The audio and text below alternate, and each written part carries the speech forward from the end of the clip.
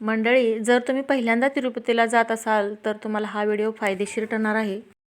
स्वतःची गाडी घेऊन जर जात असाल तर अतिउत्तम, पण आम्ही विमान प्रवास करायचा होता. आम्हाला हौस होती, त्यामुळे आम्ही विमानाने गेलो होतो. हे बुकिंग आम्ही 1 महिना अगोदरच केलं होतं. जाण्याचं आणि येण्याचं रेल्वेचं बुकिंग ACचं केलं होतं. ही 2 बुकिंग आपल्याला अगोदरच करून ठेवावी लागतात, नाहीतर ऐनवेळी आपल्याला हे जाण्याचं आणि येण्याचं सीटा वगैरे मिळत नाही. त्यामुळे हे अगोदरच बुकिंग करून ठेवावं लागतं. आपल्याकडे जर दर्शनाचा पास वगैरे नसेल, म्हणजे आपण दर्शनाची किंवा तिथे राहण्याची जे रूम बुकिंग असतात ते जर केलं नसेल तरी चालतं, आपण तिथे जाऊन ते करू शकतो. पण हे जाण्याचं येण्याचं अगोदर आपल्याला करावं लागतं. विमानाचा प्रवास आमचा कसा झाला आणि विमानाबद्दलची सगळी माहिती आम्ही या मागच्या व्हिडिओमध्ये दाखवली आहे. चॅनलवरती जाऊन नक्की व्हिजिट करा आणि तो व्हिडिओ पहा. आता याच्यामध्ये सगळ्यात अगोदर आम्ही एअरपोर्टवरती, तिरुपतीच्या एअरपोर्टवरती उतरलो आणि तिथे एक रिक्षा केली. पर पर्सन 70 रुपये घेतले त्यांनी आमचे. 8 लोक होतो आम्ही.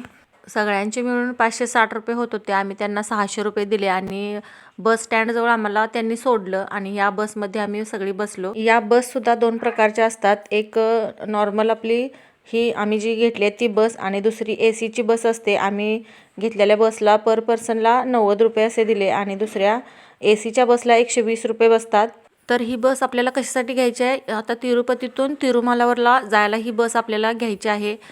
तिरुपती वेगळं आणि तिरुमला जिथे बालाजी मंदिर आहे तिथे जायला ही बस आपल्याला पकडावी लागते. आणि हे मंदिर डोंगरावरती एक 20 ते 22 किलोमीटर घाट चढून वरती जावं लागतं. तर आम्ही तिरुपती एअरपोर्टवरती बरोबर 3:30 वाजता उतरलो होतो विमानातून आणि ते या रांगेत यायला आम्हाला बरोबर संध्याकाळचे 7 वाजले होते. एअरपोर्टवरून आम्ही जाग्यावर त्या रांगेत जाईपर्यंत आम्ही 3 गाड्या बदलल्या, म्हणजे त्या रिक्षातून बस स्टँडपर्यंत आणि बसमधून वरती तिरुमलाला गेलो. वरती तिरुमलावरती बसमधून उतरल्यानंतर तिथेसुद्धा आम्हाला एक प्रायव्हेट गाडी करावी लागली. त्यांनी आम्हाला बस स्टँडवर तिरुमलाच्या बस स्टँडपासून जिथे रांग असते ना, ती सर्वांसाठी जी दर्शनासाठी खुली असते ती रांग, त्या दर्शनाला आम्ही गेलो होतो आणि त्या दर्शनापर्यंत आम्हाला त्यांनी सोडलं. तिथे सुद्धा आमचे 400 रुपये घेतले, म्हणजे पर पर्सन 50 रुपये पडले आम्हाला. ते ही जी रांग आहे ना, त्या रांगेला क्यू म्हणतात. हे सुद्धा मला माहीत नव्हतं, नंतर माहीत झालं. या क्यूमधून आम्ही 15 ते 20 मिनिटं चालत पुढे चालत म्हणजे फास्टच चालत गेलो आणि त्यानंतर आम्हाला लगेच या हॉलमध्ये एका बसवलं. या हॉलमध्ये 200 ते 300 लोक आहेत पहा.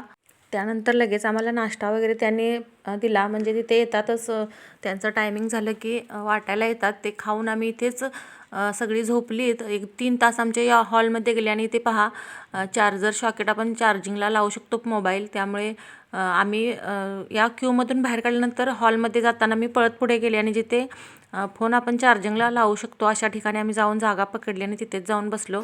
मग 3 तासानंतर आम्हाला परत इकडे बाहेर काढलं आणि त्यानंतर परत या क्यूमध्ये आम्हाला सोडलं. या क्यूमधून आम्ही परत पुढे जिथे खरं सांगायचं तुम्हाला तर आमच्या बॅगा आमच्या सोबतच होत्या. सगळं साहित्य आम्हाला रूम मिळाली नव्हती आणि जिथे लॉकर वगैरे फ्री लॉकर मिळतात तिथेसुद्धा खूप गर्दी होती. त्यामुळे आम्ही रात्री इथे इकडच्या लॉकरमध्ये सगळं ठेवायचं ठरवलं. म्हणजे या रांगेमधून पुढे गेल्यानंतर शेवटी इथेसुद्धा लॉकर असतात. मग 11 वाजता इथे आम्ही या लॉकरजवळ आलो आणि या लॉकरमध्ये आम्ही सगळं आमचे फोन वगैरे सगळे बॅगेमध्ये घालून आम्ही सगळं पॅक करून इथे आमच्या बॅगा सगळ्या त्यांच्याजवळ ठेवल्या, या लॉकरमध्ये ठेवल्या.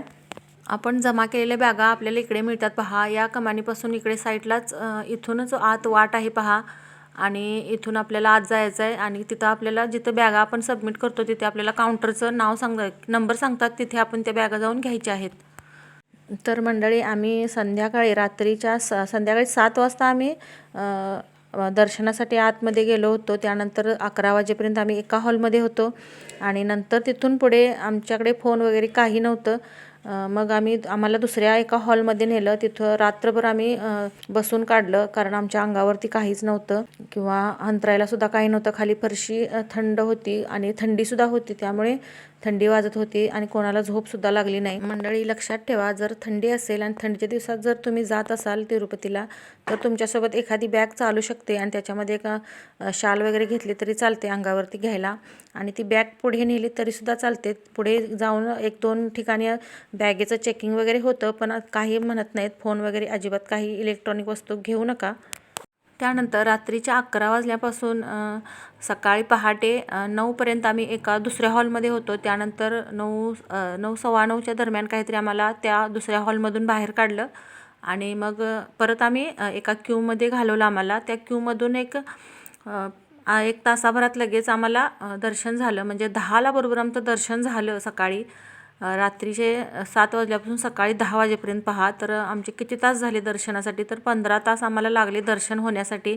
आणि तिथून पुढे परत बाहेर आल्यानंतर लगेच आम्हाला फोन वगैरे आमच्याकडे काही नव्हतं. त्यामुळे पहिल्यांदा आपल्याला त्या लगेज काउंटरला जाऊन बॅगा वगैरे फोन वगैरे सगळं घ्यायचं होतं. त्यामुळे आम्ही तिकडं अगोदर गेलो आणि त्यानंतर ते सगळं आमचं बॅगा वगैरे सोबतच घेतल्या, कारण आमच्याकडे रूम नव्हती. मग आम्ही सगळं साहित्य आमचं घेऊन परत मंदिराजवळ आलो. तिथे फोटो वगैरे किंवा हे व्हिडिओ वगैरे सगळे झालेत. 1 तास 2 तास आम्ही तिथे मंदिराच्या आवारात वेळ घालवला. तर मंडळी, तुम्हाला सांगायचं राहून गेलं, आतमध्ये दर्शनासाठी गेल्यानंतर खाण्यापिण्याच्या सगळ्या सोयी असतात. तुम्हाला वेळच्या वेळी खायला मिळतं, संध्याकाळचं जेवण मिळतं. परत सकाळी 6 वाजता कॉफी येते, छान असते कॉफी. परत लगेच तासाभरात नाश्ता येतो. परत दुपारचं जेवण वगैरे अशा सगळ्या सोयी असतात तिथे, काहीही अडचण येत नाही. मंडळी, आम्हाला तिथे रूम न मिळण्याचं कारण म्हणजे आम्ही संध्याकाळच्या वेळेत गेलो होतो, त्यामुळे तिथे रूम पूर्ण म्हणजे अवेलेबल नव्हत्या त्यावेळी. त्यांचं एक टायमिंग असतं दुपारच्या वेळेचं, त्यावेळेतच तिथं जावं लागतं आणि रूम बुकिंग करावं लागतं. संध्याकाळ झाली की पूर्ण फुल होत्या रूम सगळ्या, त्यामुळे त्या संध्याकाळच्या वेळेत मिळत नाहीत. दुपारी किंवा सकाळी वगैरे आम्ही तिथं पोचलो असतो तर आपल्याला त्या CRO ऑफिस म्हणून आहे, त्या ऑफिसला जाऊन तिथे 1 तासभर लाईन असते. त्या लाईनमध्ये थांबून आपल्याला रूम बुकिंग होऊ शकतं आपलं. तुम्हीसुद्धा कधी गेला तर CRO ऑफिसला जावा आणि तिथे गेल्यानंतर रूम बुकिंग करा. दर्शन घेऊन बाहेर आल्यानंतर तिथे बाहेर मंदिराच्या बाहेरच लगेचच अन्नप्रसादम म्हणून आहे, तिथे सुद्धा हा प्रसाद छान असतो. जेवण खूप छान असतं. आम्ही सगळ्यांनी पोटभर इथे खाल्लं जेवण.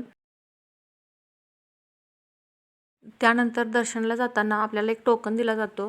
म्हणजे तिथे आपण ते आपला फोटो वगैरे काढून तो टोकन देतात. एक आपल्याला एक म्हणजे पावती अशी चिठ्ठी देतात, त्याच्यावरती आपल्याला टायमिंग असतं ते दर्शनाचं. ते अगोदर आम्हाला 11 वाजताच दिलं होतं. आणि दर्शनानंतर आपल्याला एक लाडू प्रसादाचा मिळतो. तो टोकन दाखवल्यानंतर आपल्याला लाडू मिळतो. तो टोकन आपल्याला तसा दर्शन होईपर्यंत जपून ठेवायचा. त्याच्यावरती एक आपल्याला लाडू मिळतो. आणि जर एक्स्ट्रा लाडू जर आपल्याला हवा असेल तर आपण 50 रुपये पर लाडूला देऊन आपण विकतसुद्धा घेऊ शकतो. 50 रुपये किंवा त्याच्या वर जास्त पण दर आहेत, म्हणजे वजनावर असतात ते. 50 रुपयेवाला एक आणि 200वाला एक असा सुद्धा लाडू आहेत. हे लाडू आम्ही घेतलेत तिथे, सगळ्या भरपूर लाडू घेतलेत विकतसुद्धा. आणि प्रत्येक टोकनला एक लाडू असा फ्रीमध्ये मिळतो.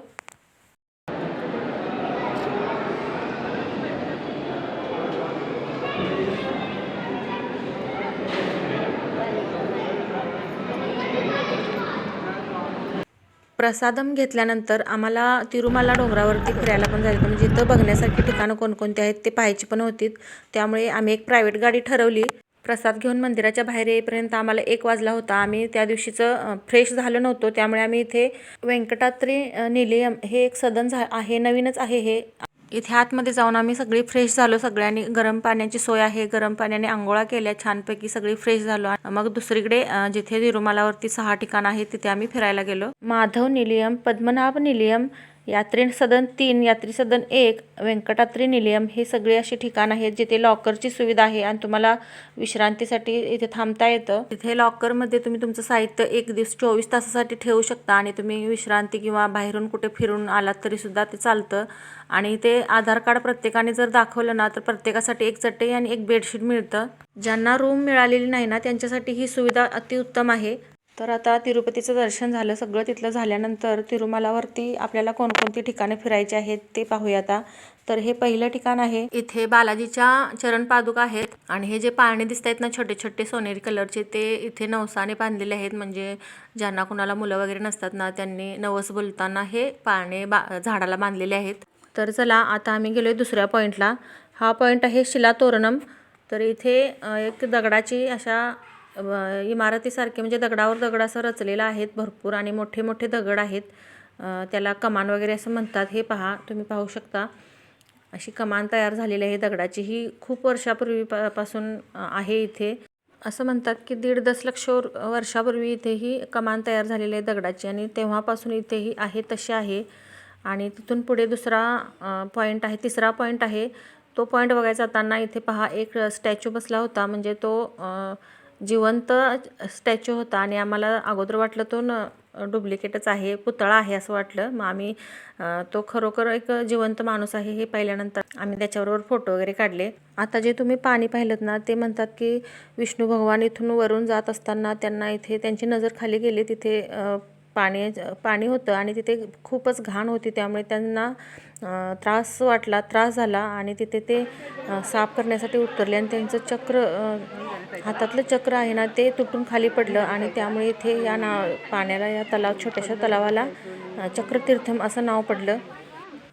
आणि आता पुढे दुसरं ते स्टोन वगैरे आम्ही पाहिलं पाण्याचं चक्रतीर्थम पाहिल्यानंतर पुढे स्टोनचा दगड वगैरे ते मोठे आहेत ना, तिथे पण गेलो. तिथे ते पाहिल्यानंतर पुढे येताना बघा, वर येताना ते परत स्टॅच्यू आहे ना तो उभा राहिला होता. तर मंडळी, हा पुढचा पॉईंट आहे पहा, आकाशगंगा.